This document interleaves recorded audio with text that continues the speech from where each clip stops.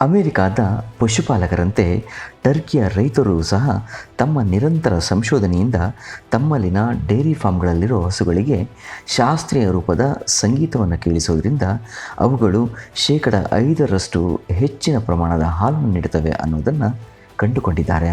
ಇವರಂತೆ ಇಟಲಿಯ ಪಶುಪಾಲಕರು ಸಹ ತಮ್ಮ ಫಾರ್ಮ್ಗಳಲ್ಲಿರೋ ಹಸುಗಳಿಗೆ ಸ್ಪೀಕರ್ ಮೂಲಕ ಇಲ್ಲವೇ ಅದರ ಮುಂದೆಯೇ ನೇರವಾಗಿ ಸಂಗೀತವನ್ನು ನುಡಿಸ್ತಾ ಹೆಚ್ಚಿನ ಹಾಲಿನ ಇಳುವರಿಯನ್ನು ಪಡೆಯುತ್ತಿದ್ದಾರಂತೆ.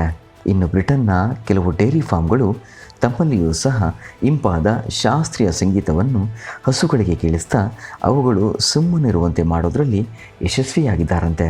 ಇದರಿಂದ ಅವರಿಗೆ ಹಾಲಿನ ಇಳುವರಿ ಹೆಚ್ಚಾಗಿರೋದು ಕಂಡುಬಂದಿದೆಯಂತೆ.